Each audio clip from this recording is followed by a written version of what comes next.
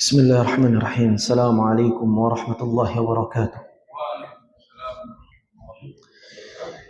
Innal hamdalillah nahmaduhu wa nasta'inuhu wa nastaghfiruh wa na'udzu billahi min shururi anfusina wa min sayyiati a'malina. May yahdihillahu fala mudilla lahu wa may yudlil fala hadiya lahu. Asyhadu an la ilaha illallah wahdahu la syarika lahu wa asyhadu anna Muhammadan 'abduhu wa rasuluhu la nabiyya ba'dahu. Qala Allah ta'ala fil Qur'anil Karim, ya ayyuhalladzina amanu taqullaha haqqa tuqatih wa la tamutunna illa wa antum muslimun. Ya ayyuhan nasu taqu rabbakumul ladzi khalaqakum min nafsin wahidah wa khalaqa minha zawjaha wa bassa minhuma rijalan katsiran wa nisaa'a wattaqullaha alladzi tasaaluna bihi wal arham innallaha kana 'alaykum raqiba. Ya ayyuhalladzina amanu taqullaha وقولوا قولا سديدا يصلح لكم أعمالكم ويغفر لكم ذنوبكم ومن يطع الله ورسوله فقد فاز فوزا عظيما. أما بعد فإن أصدق الحديث كتاب الله وخير الهدي هدي محمد صلى الله عليه وسلم وشر الأمور محدثاتها وكل محدثة بدعة وكل بدعة ضلالة وكل ضلالة في النار. إخواني وأخواتي في الله yang dirahmati oleh Allah Azza wa Jalla. Yang paling utama dan terutama kita bersyukur atas segala limpah nikmat Allah yang dengan nikmatnya amalan menjadi sempurna. Di antara hal yang patut kita syukuri adalah nikmat iman, nikmat Islam. Yang dengan keduanya lah kita bisa beramal saleh. Di antara amal saleh yang kita kerjakan adalah salat berjamaah. Kemudian diiringi dengan duduk di majelis ilmu. Maka terus orang yang beriman ketika mendapatkan nikmat ia bersyukur dan menjaga nikmat tersebut agar tidak lenyap begitu saja. Maka sebuah hidayah harus dijaga. Ketika kita minta hidayah, ihdinas siratal mustaqim, kemudian Allah memberikan hidayah tersebut, maka yang terberat adalah istiqamah di atas hidayah. Di antara hal yang paling sulit ketika seorang beramal saleh adalah menjaga keikhlasan. Keikhlasan dalam beribadah. Keikhlasan dalam menuntut ilmu. Maka jangan sampai kita menuntut ilmu agama ini salah niat. Sehingga disebabkan salah niat kita tidak mendapatkan kebaikan dari ilmu tersebut. Melainkan ancaman dari Allah Subhanahu wa ta'ala. Bahkan Nabi pun mengancam di dalam hadis yang sahih yang diriwayatkan oleh Al-Imam At-Tirmidzi, begitu pula Al-Imam Ibnu Majah. Ini salah satu contoh orang yang salah niat dalam menuntut ilmu. Man talabal ilma liyujariya bihil ulama aw liyumariya bihi sufaha aw yasrifa bihi wujuhun nas ilaih adkhalahu Allahu an-nar.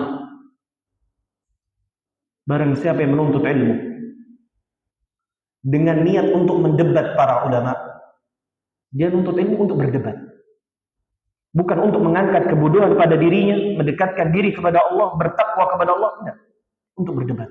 Barang siapa yang menuntut ilmu untuk mendebat ulama, aw liyumari bihi sufaha, atau merendahkan orang-orang bodoh yang di bawahnya, atau orang-orang yang lebih rendah dari dirinya. Au yasrifa bihi wujuhun nas ilaih, atau dengan tujuan popularitas agar manusia tertuju kepada dirinya. Maka apa ancamannya? Adkhalahu Allahu nar. Allah masukkan ke dalam neraka jahanam. Umar ibn Khattab radhiyallahu anhu pernah mengatakan di dalam kitab Al-Ihya, la tata'allam al-ilma li salas wa la tatrukuhu li salas. Janganlah kalian menuntut ilmu agama karena tujuan 3 hal. Dan jangan pernah engkau meninggalkan ilmu agama karena 3 hal. La tata'allamuhu litumari bih. walitatabaha bih wala litura'i bih wala litura'i bih. Janganlah kalian menuntut ilmu karena untuk tujuan debat. Jangan menuntut ilmu untuk berbangga diri dengan ilmu yang Anda dapatkan. Jangan menuntut ilmu untuk riya, mengharapkan pujian manusia. Kalau 3 niat ini ada pada diri kita, perbaiki, luruskan, minta pertolongan Allah Azza wa Jalla. Dan jangan tinggalkan ilmu karena 3 hal. Wala tatrukuhu haya'an min talabihi, wala zahadatan fihi, wala ridha bil jahli min. Janganlah engkau meninggalkan ilmu karena malu menuntut ilmu. Karena orang yang malu tidak akan mendapatkan kebaikan. Dan jangan engkau meninggalkan ilmu karena engkau menganggap remeh ilmu tersebut. Ya ikhwah, kita tahu ilmu yang dijelaskan oleh para ulama, al-ilmu qala Allah wa qala Rasul. Perkataan Allah dan perkataan Rasul. Maka tidak ada satupun yang datangnya dari perkataan Allah dan Rasul adalah sesuatu yang remeh. Kecuali hati kita memiliki masalah. Apa itu? Al-kibr, kesombongan. Dan itulah salah satu penghalang ilmu. Seseorang tidak akan mendapatkan ilmu dengan kesombongan. Meskipun ayat telah kita dengar ratusan kali. Meskipun hadis sudah di luar kepala kita. Wallahi ya ikhwan, hilangkan rasa meremehkan ilmu. Seseorang akan dimuliakan dengan ilmu ketika seseorang mampu memuliakan ilmu tersebut. Ta'zimul ilm. Yang ketiga, yaitu seseorang jangan meninggalkan ilmu disebabkan ia ridho di atas kebodohan dan kejahilan. Ada sebagian orang pasrah. Ustaz, anak nggak belajar agama. Kenapa? Apa tuh, Ustaz? Anak mendingan jadi kayak gini, Ustaz. Salah divi, Ustaz. Lah dari wong ngerti agama, wallah, ruwet, Ustaz. Ini ndak oleh, ngono ndak oleh. Asal jadi wong bahlul. Proyek hidupnya. Jangan tinggalkan ilmu. Karena ilmu memiliki fadilah dan keutamaan yang tidak tertandingi dengan segala amalan yang lainnya.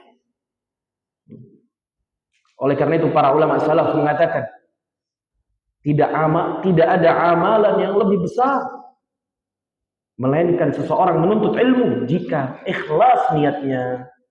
Jika apa? Ikhlas. Maka ya ikhwah, awali ketika kita belajar duduk di majelis ilmu, mendengarkan kajian, siapapun yang berbicara selama itu di atas akidah yang benar, pemahaman yang lurus, luruskan niat. Banyak doa kepada Allah Subhanahu wa taala agar Allah jadikan ilmu kita ilmu yang barakah. Salawat serta salam tak lupa kita panjatkan kepada Nabi kita Muhammad bin Abdullah. Allahumma salli wa sallim wa barik wa an'im, beserta keluarga beliau dan sahabat-sahabat beliau radhiyallahu anhum wa ardah, dan orang-orang yang senantiasa meniti di atas sunnahnya. Dan kita memohon kepada Rabbul Izzati wal Jalal, semoga Allah Subhanahu wa taala meneguhkan kita di atas sunnahnya, mencintai apa yang telah dicintainya dan membenci apa yang telah dibencinya sallallahu alaihi wasallam. Jamaah yang dirahmati Allah, kita lanjutkan kajian kitab Ahadisul Akhlaq karangan Syekh Abdul Razak hafizahullah taala, di mana pembahasan kita ya ikhwah terhenti pada bab yang ke-11.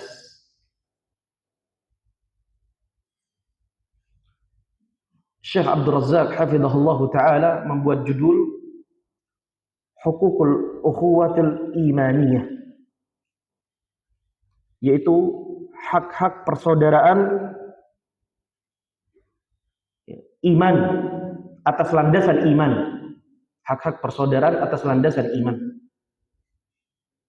Yang mungkin sebagian orang melupakannya, karena kita akan membahas perkara-perkara yang dilupakan oleh sebagian orang. Jamaah yang dirahmati Allah, semoga Allah memberikan kita waktu yang barakah, kita bisa menyampaikan secara utuh dari kajian ini, Dan kita memohon taufik kepada Allah Subhanahu wa taala agar ilmu yang telah kita sampaikan adalah ilmu yang barakah untuk diri pribadi maupun yang mendengarkan. Kita baca pembahasan bab ini ya ikhwah. Qala al-muallif rahimahullah wa hafizahullah taala, inna Allah subhanahu allafa bihadha ad-din al-azim baina al-qulubi al-mutanafirah wan nufus al-mutaadiyah fa asbaha ahluhu ikhwatan fillahi mutahabbin wa mutaawinin ala ta'atillah. Sesungguhnya Allah subhanahu wa ta'ala dengan agamanya yang agung telah mempersatukan hati-hati yang awalnya saling berpecah dan jiwa-jiwa yang saling bermusuhan. Maka atas rahmat Allah mereka saling bersaudara, saling mencintai, saling tolong menolong di atas ketaatan kepada Allah Azza wa Jalla. Yang mengumpulkan mereka agama Allah Subhanahu wa taala. Maka ini adalah hakikat nikmatul udma, nikmat yang sangat besar dan agung. Yajibu ala kulli muslim an yakuna ala dzikrillah laha. Maka wajib seyogyanya seorang muslim untuk terus mengingat nikmat ini. Bukankah Allah Subhanahu wa taala mengatakan di dalam surat Al-Imran ayat 103, "Wadhkuru ni'matallah." Di sini ada perintah untuk mengingat nikmat Allah. "Wadhkuru ni'matallah 'alaikum id kuntum a'da'an fa'alafa baina qulubikum fa asbahtum bi ni'matihi ikhwana." Kata Allah Subhanahu wa taala, dan ingatlah nikmat Allah Subhanahu wa taala yang telah Allah berikan kepadamu ketika dahulu kalian saling bermusuhan. Lalu Allah Subhanahu wa taala mempersatukan dan melembutkan hati kalian sehingga dengan nikmat Allah kalian menjadi bersaudara. Maka persaudaraan itu atas izin Allah Subhanahu wa taala. Oleh karena itu ya ikhwah, orang-orang beriman telah digambarkan bagaikan satu tubuh. Tujuan mereka satu, cita-cita mereka satu, harapan mereka satu, yaitu beribadah kepada Allah Azza wa Jalla. Bertawakal dan pasrah dan tunduk kepada Allah Subhanahu wa taala. Dan menjadikan setiap ibadah orang-orang beriman sebagai bentuk penghambaan kepada Allah dengan penuh keikhlasan. Dan mencontoh segala teladan yang telah diajarkan oleh Rasulullah sallallahu alaihi wasallam. Oleh karena itu, hadis dari Abu Musa al-Asy'ari dari Nabi sallallahu alaihi wasallam telah mengatakan, al-mu'min lil mu'min kal bunyan yashuddu ba'duhu ba'dha. Seorang mukmin terhadap mukmin yang lainnya seperti bangunan yang saling menguatkan satu sama lain. Begitu pula di dalam hadis yang lain, Syekh menyebutkan, menukilkan dari Nu'man ibni Bashir, seorang sahabat yang mulia. Berkata Rasulullah SAW, "Masalul mu'minin fi tawadihim wa tarahumihim wa ta'atufihim masalul jasad idza ishtaka minhu adwun tada'a lahu sa'irul jasad bis-sahri wal huma muttafaqun alaih." Perumpamaan orang-orang beriman dalam hal saling mencintai, saling menyayangi, saling berempati, itu bagaikan satu tubuh. Apabila satu anggota merasakan sakit, anggota tubuh merasakan sakit, maka seluruh tubuh ikut merasakan sakit dengan ia susah tidur dan merasakan demam pada tubuhnya. Jamaah yang rahmatullah, masih banyak hadis-hadis yang selaras dan semisal dengan dua hadis di atas yang menunjukkan itu semua kewajiban orang-orang beriman untuk saling menguatkan dan menolong, membantu antara sesama orang-orang beriman dengan rasa cinta mereka, kelemah lembutan mereka, perhatian mereka, membantu dalam kebaikan, sebagaimana bangunan saling menguatkan satu sama lain, sebagaimana anggota tubuh saling berkaitan satu sama lain. Maka seorang mukmin kepada mukmin yang lainnya, ia dituntut untuk memiliki sifat solidaritas, empati, kepedulian terhadap saudara yang lain. Wa hadhil ukhuwah allati tajma'uhum sya'nuha wa makanatuha a'dhamu min ukhuwatin nasab. Dan persaudaraan ini yang dibangun karena Allah, karena agama, karena iman, itu kata Syekh, kedudukannya lebih tinggi daripada kedudukan nasab. Kenapa demikian jemaah? Karena kata Syekh, lianna al-jami'a fiha dinullah. Karena yang menyatukan mereka adalah agama Allah Subhanahu wa taala. Warabitah fiha ibadatullah. Dan yang mengikat hubungan mereka adalah ibadah kepada Allah Subhanahu wa taala. Kita berbuat baik ini sama orang lain karena ibadah. Mau nolong orang lain itu karena apa? Karena ibadah. Ada rasa kasihan, empati, solidaritas karena apa? Ibadah. Ibadah kepada Allah Subhanahu wa taala. Wal ghayatu minha nailu ridha Allah. Wal ghayatu minha nailu ridha Allah azza wa jalla. Dan puncak dari tujuan orang beriman rela berbuat demikian adalah untuk meraih ridhonya Allah Subhanahu wa taala. Walihada kana wajiban ala kulli muslim an yura'iya li hadhil ukhuwah haqqaha. Maka wajib bagi setiap muslim untuk memiliki perhatian lebih terhadap persaudaraan dan menunaikan hak-hak di antara orang-orang beriman.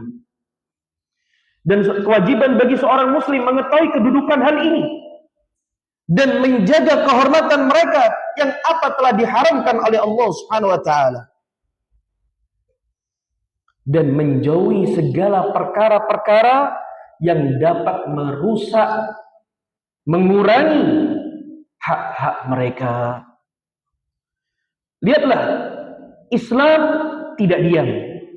Rasulullah SAW telah menyampaikan perkara-perkara yang dapat mengurangi hak-hak mereka. Dan Islam menutup hal tersebut. Nabi SAW mengatakan di dalam hadis Abu Hurairah radhiyallahu anhu, qala Rasulullah SAW, la tahasadu, wa la tanajashu, wa la tabaghadu, wa la tadabaru, wa la ba'dukum ala bai'i ba'd, wa kunu ibadallahi ikhwana. Al-muslim akhul muslim la yadlimuhu wa la yakhdaluhu wa la yahqirahu at-taqwa hahuna. Kata Rasulullah sallallahu alaihi wasallam, seorang mukmin yang beriman kepada Allah Subhanahu wa taala itu dilarang saling dengki, dilarang saling berbuat najas, saling menipu dalam perdagangan. Dilarang untuk saling tabaghadu, saling membenci, saling membelakangi. Yaitu juga dilarang menjual di atas jualan saudaranya. Wa kunu ibadallahi ikhwana, dan jadilah kalian bersaudara sebagai hamba-hamba Allah Subhanahu wa taala. Seorang muslim, saudara muslim yang lainnya. Tidak berbuat zalim, tidak merendahkan, tidak menghina. Takwa letaknya di sini, dan Rasulullah SAW memberikan syarat, isyarat di dalam hati. Jamaah yang rahmatullah, kullul muslim 'alal muslim haram damuhu wa maluhu wa irduh. Seorang muslim terhadap muslim yang lainnya haram darahnya, hartanya, dan kehormatannya. Maka jamaah rahmatullah, kata Syekh, فهي تحتاج من أهل الإيمان المتآخين في الله إلى رعاية لهذه الأخوة لئلا تنخرم ولهذا حذر الإسلام أشد تحذير من كل أمر يخدش هذه الأخوة أو يخل بها. Kata Syekh, persaudaraan karena iman ini membutuhkan perhatian bagi kaum muslimin dan penjagaan bagi orang-orang beriman yang bertakwa kepada Allah Subhanahu wa taala. Jadi persaudaraan ini butuh perhatian dan butuh untuk dijaga. Kenapa harus dijaga, diperhatiin? Agar tidak rusak, agar tidak hilang dan pudar di tengah-tengah muslimin. Sehingga Islam datang, hal-hal yang mencederai atau merusak persaudaraan seperti saling menipu, saling dengki, saling membelakangi, riba, namimah. Hal-hal tersebut adalah sebab persaudaraan itu rusak dan cedera.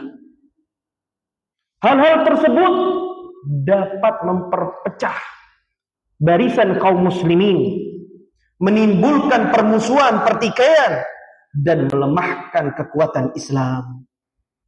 Maka Islam hadir.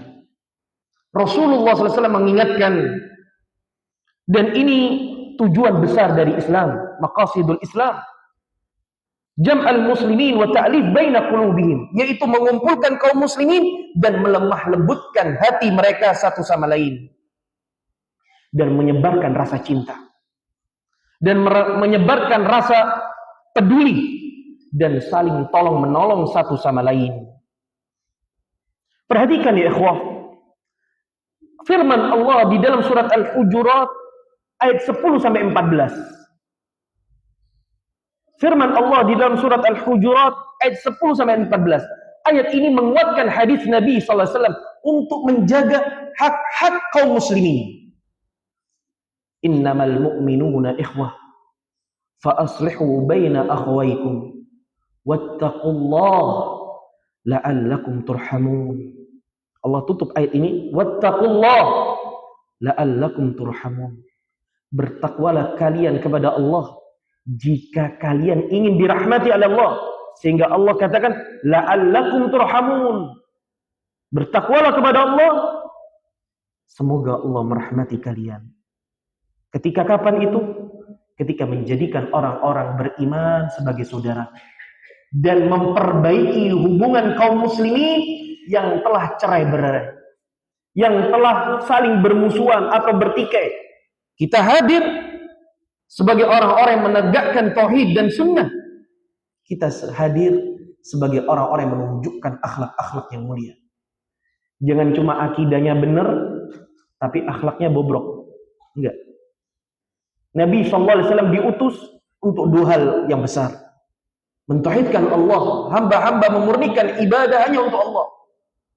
Dan yang kedua, untuk menyempurnakan akhlak di antara orang-orang beriman. Jamaah yang dirahmati Allah, antum di rumah baca nih surat ini jamaah, dan renungi. Ternyata Islam hadir menutup pintu-pintu perpecahan, menutup pintu-pintu permusuhan, dan terus Allah dan Rasulnya mengingatkan hal tersebut. Oleh karena itu,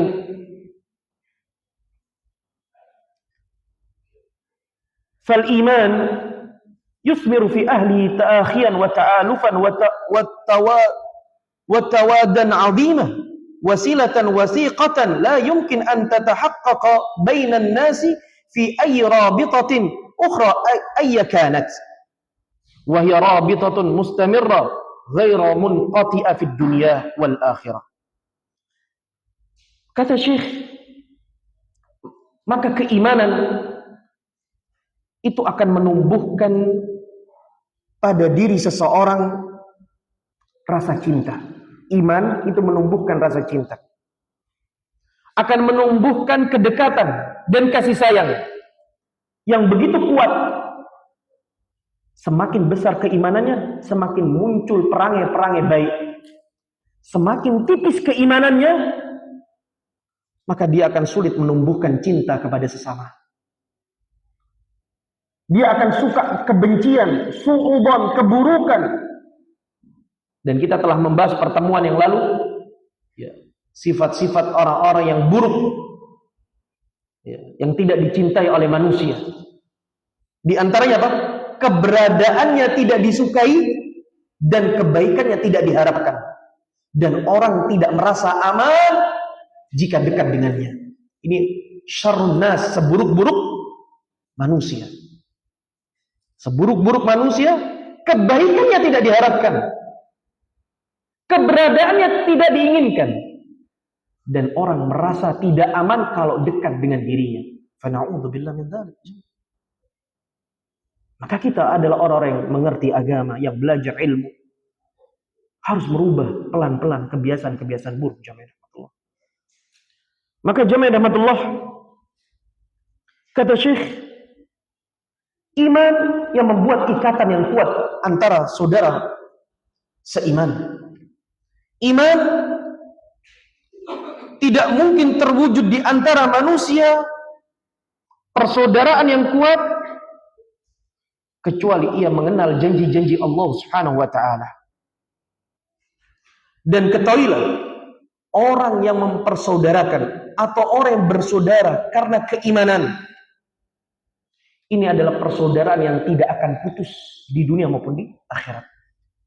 Persaudaraan yang akan langgeng, awet, yang akan dijaga oleh Allah Subhanahu wa ta'ala, akan berkesinambungan sampai surga Allah Subhanahu wa ta'ala. Maka ini sesuai dengan firman Allah Subhanahu wa ta'ala, bahwasannya persaudaraan, pertemanan, kedekatan seseorang dengan orang lain itu semua akan semu kecuali karena iman dan takwa. Kata Allah di dalam surat Az-Zukhruf ayat 67, al-akhilla yawma idzin ba'dhum li ba'din adu illa al-muttaqin. Kata Allah, pada hari itu, yaitu hari kiamat, para sahabat, karib kerabat akan menjadi musuh satu sama lain, akan menuntut satu sama lain meskipun garib di dunia, meskipun besti kemana-mana bareng. Kalau ada fulan, pasti ada fulan. Susah enak sama fulan, sohib mulai dulu, Ustadz ini sohib anak. Tapi kalau sohibannya bukan karena Allah, sohibannya karena kemaksiatan, maksiat bareng, raksi bareng, wallahi ini persahabatan semu jemaah. Persahabatan semu sesaat. Tertawa Anda hari ini, besok adalah hari menangisnya Anda. Karena satu sama lain akan saling menuntut kepada Allah, saling berhujjah kepada Allah. Fulan yang membuat Anda seperti ini ya Allah. Enggak, fulan yang membuat seperti ini. Fulan yang membuat Anda lalai ya Allah. Enggak, fulan yang membuat Anda lalai.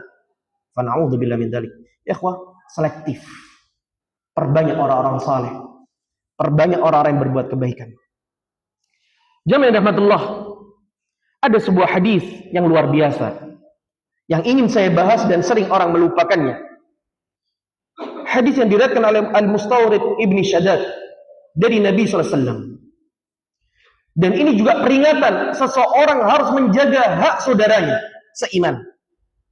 Kata Rasulullah SAW, man akala bi muslimin uklatan, fa inna Allah yut'imuhu mithlaha min jahannam. Wa man kusiya bi rajulin muslimin fa inna Allah azza wa jal yaqsuhu min jahannam. Wa man qama bi rajulin maqama riya'in wa sum'atin fa inna Allah yaqumu bihi maqama riya'an wa sum'at yaumal qiyamah. Hadis riwayat al-Imam Al-Bukhari di dalam kitab Adabil Mufrad. Ini yang menarik dan kita perlu hati-hati. Kata Nabi SAW, barang siapa akala bi muslimin uklatan, yaitu memakan harta, di riwayat yang lain kehormatan seorang muslim, dengan cara yang tidak dibenarkan, maka apa ancaman Allah? Fa innallaha yut'imuhu mislaha min jahannam. Hari esok Allah akan ngasih makan hamba tersebut makanan dari neraka jahannam. Wa man kusiya bi rajulin muslimin fa innallaha yaqsuhu min jahannam. Dan barang siapa yang menggunakan pakaian kehormatan seorang muslim, maka Allah akan memakaikan pakaian dari api neraka jahanam. Jadi makanan dari neraka jahanam, pakaian dari neraka jahanam. Kemudian wa man qama bi rajulin maqama riya wa sum'atin fa innallaha yaqumu bihi maqama riya'in wa sum'atin yaumal qiyamah. Dan barang siapa yang berdiri untuk pamer, mencari popularitas, maka Allah akan menegakkan di hari kiamat dalam keadaan pamer dan popularitas. Apa yang dimaksud dengan hadis ini? Dijelaskan oleh Syekh Al-Uqlah, yang dimaksud dengan memakan yaitu seseorang menjadikan kehormatan saudaranya sebagai sarana makanan yang ia santap di dunia. Bagaimana saudaranya memakan kehormatan saudaranya? Yaitu menjatuhkan kehormatannya. Menjatuhkan kehormatannya. Mencelanya. Membicarakan aib-aibnya. Menyibukkan dengan sifat-sifat kekurangan saudaranya. Ya. Dan semua itu dia lakukan, kata Syekh, au yasifu bi sifatin su'in da'adui liyanali bidzalika malan. Dia menjatuhkan kehormatan saudaranya atau mencela saudaranya atau membuka aib saudaranya untuk dia mendapatkan manisnya dunia. Berupa harta, jahan, kedudukan, martabat, atau sebuah popularitas. Ada orang bahasa nikung jamaah. Nikung, ngikut. Ya, biasanya kalau di pabrik-pabrik, saya pernah ada jamaah Bangil kerja di, bukan jamaah, ikhwan, kerja di PIR. Sudah 20 tahun. Subhanallah, sekarang jadi jamaah Al-Irsyad. Masih muda, usia masih belum waktu pensiun. Umurnya masih ya 50 lah. Anak tanya, antum kok sering di masjid sekarang? Ya Ustaz, ana udah resign. Kenapa? Oh Ustaz, di dalam pabrik sekarang banyak orang nikung Ustaz. Banyak orang jahat. Banyak orang jahat. Banyak fitnah, banyak adu domba. Banyak yang menjilat, banyak yang menjatuhkan kehormatan. Waduh Ustaz, gak kuat anak Ustaz. Anak udah bertahan kondisi ini bertahun-tahun. Tapi anak gak mampu. Anak mendingan keluar deh, anak kerja ya semampu anak apa yang bisa anak kerjakan. 20 tahun dia udah di dalam pabrik tersebut. Posisinya udah lumayan tinggi. Tapi ternyata lihat, di dalam itu sangat mengerikan jemaah. Banyak saudara-saudara muslim yang memakan kehormatan seorang muslim yang lain demi mendapatkan manisnya dunia. Kemudian kata Nabi sallallahu alaihi wasallam, ancamannya orang seperti ini, fa innallaha yut'imu mislaha min jahannam. Kelak dia ini yang telah menjatuhkan kehormatan saudaranya demi mendapatkan dunia, dia akan dikasih makan oleh Allah Subhanahu wa taala api neraka jahanam. Dan ini sebagai bentuk hukuman Allah terhadap mereka yang telah berbuat zalim. Dan ini adab yang sangat pedih. Wa man kusiya bi rajulin muslim, dan barang siapa yang memakai pakaian seorang muslim, ya, memakai pakaian seorang muslim, maka Allah Subhanahu wa taala akan memakaikan baginya pakaian dari pakaian neraka jahanam. Apa yang dimaksud dengan pakaian?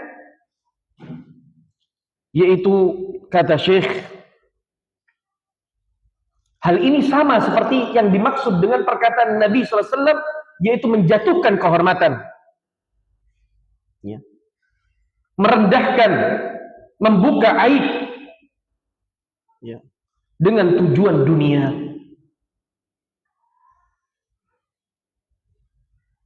Maka ya ikhwah,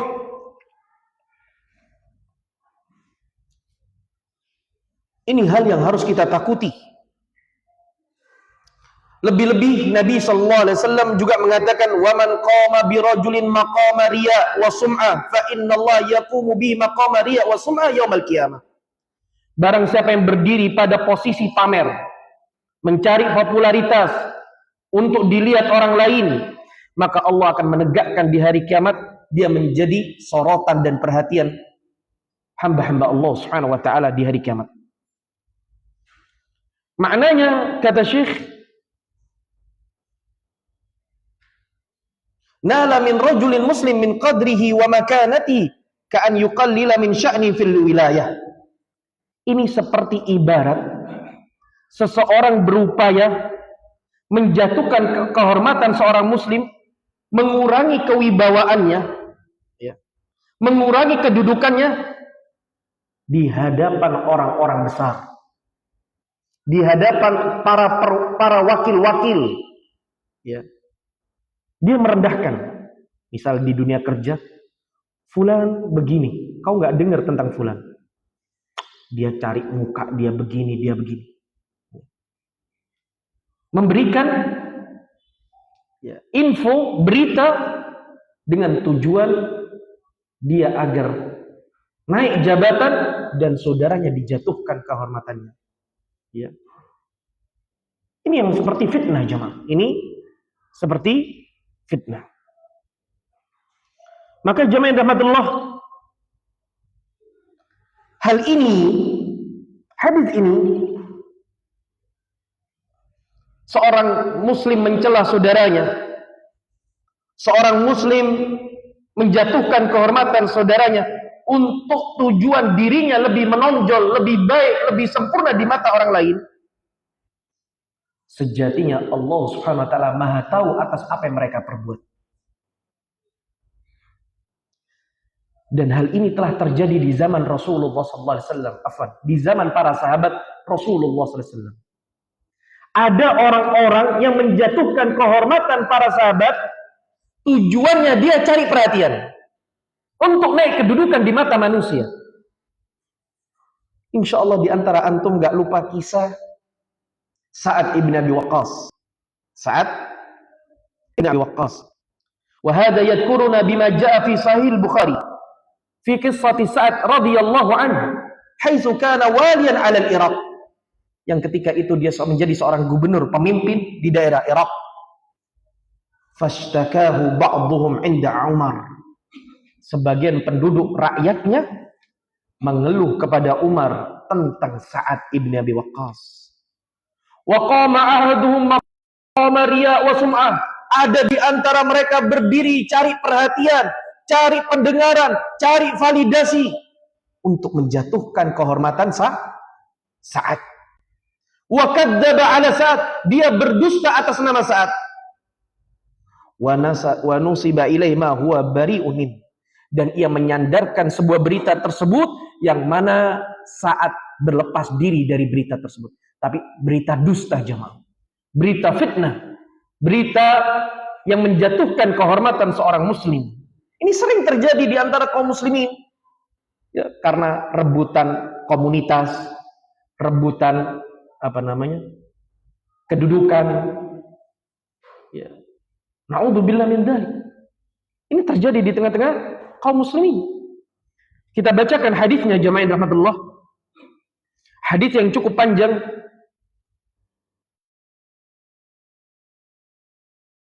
Ibn Shaddad Ibn al-Hadi.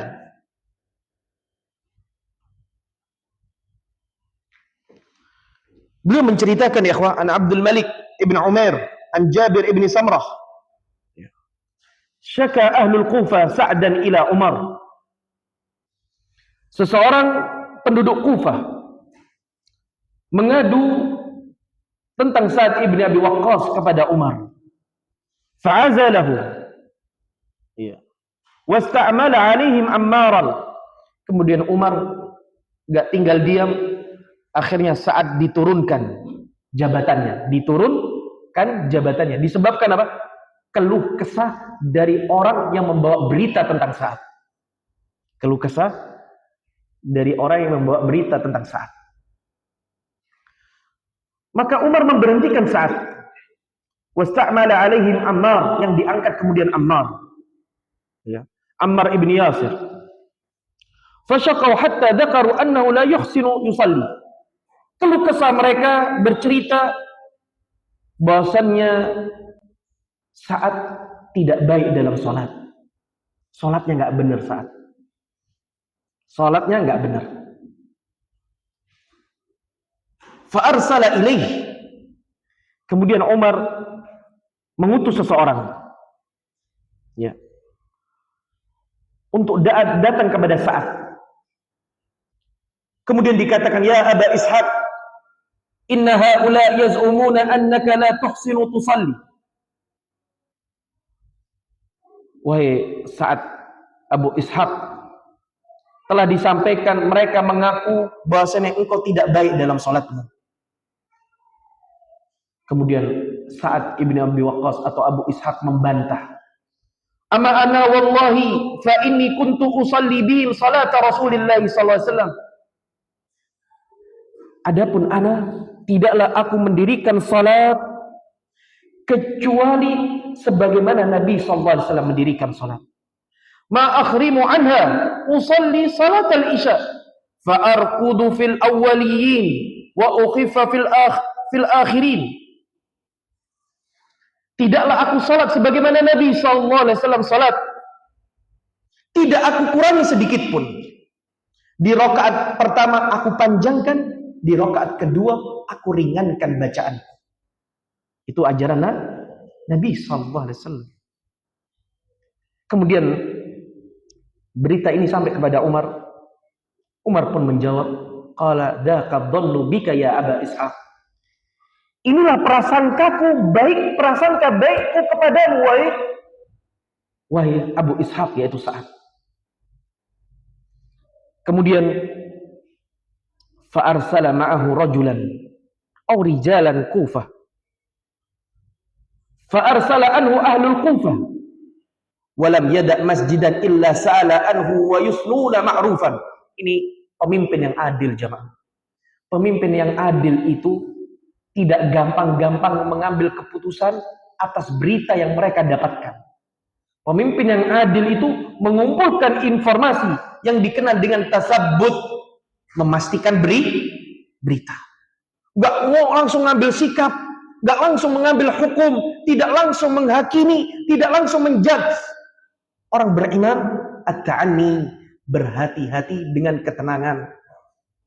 Kalau kita, wallah, jamaah Pasuruan kalau dapat khabar atau jamaah Bangil, ini tahu fulan, lumus, oke lah, adab fulan, galil adab fulan, subhanallah, dengan mudahnya mengatakan galil adab fulan, khain fulan, masya Allah, mengeluarkan kata-kata khianat fulan, subhanallah, fulan, masya Allah, bukan ahlu sunnah, zen, enak banget ngomong kayak gitu, layak, ma yalfidu min qawlin illa ladaihi raqibun atid.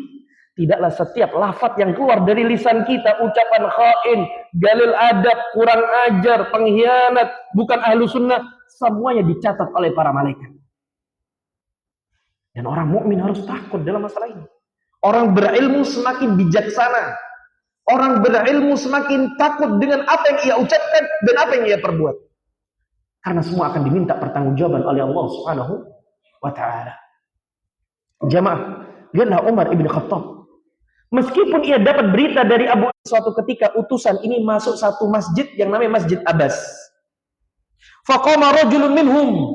Tiba-tiba ada seorang laki-laki yang berdiri di antara mereka. Yuqalu lahu Usama ibn Qatadah, yang dikenal namanya Usama ibn Qatadah. Siapa namanya?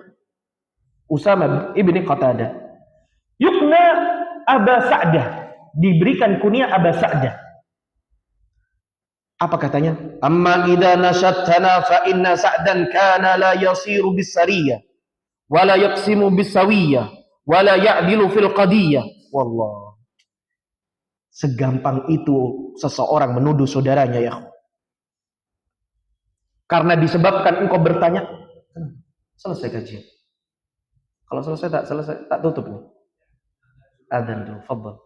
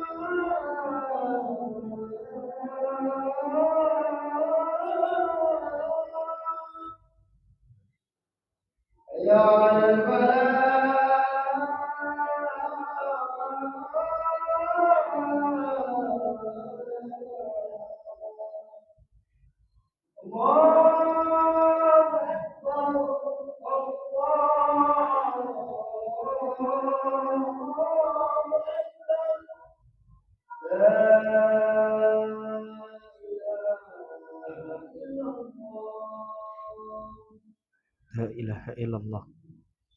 Allahumma rabb hadhihi al-islam wa salatu ala Muhammadin wa sallam al-fadhil.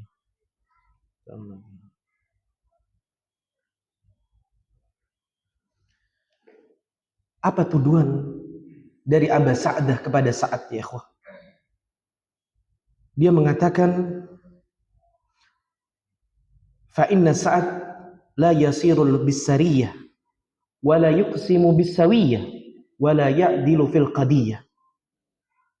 Ketahuilah Sa'ad itu seorang pemimpin yang tidak membawa pasukan.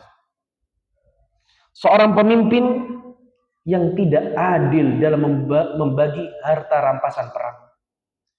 Saat itu adalah sosok yang tidak bisa memutuskan perkara. 3 fitnah, 3 kedustaan atas nama Sa'ad. Ketika hal ini didengar oleh Sa'ad ibn Abi Waqqas, apa yang dilakukan oleh Sa'ad ibn Abi Waqqas? Gak perlu zaat jemaah. Dia tetap tenang, dia punya senjata, angkat tangan sama Allah. Amma wallahi la ad'uwanna bisalas. Demi Allah aku akan berdoa dengan 3 hal. Sebagaimana tuduhannya 3 hal. Allahumma in kana abduka hadha kadiban qama riya'an wa sum'atan fa'atil umrahu wa atil faqrahu wa arridhu bil fitan. Allahu akbar.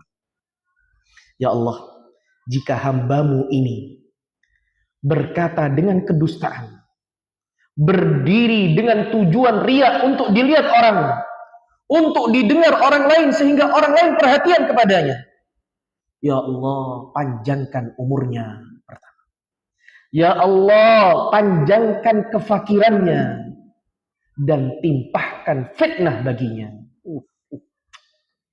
Orang kalau sudah terdolimi jamaah, khalas, gak ada hijab antara dirinya dengan Allah Subhanahu wa ta'ala.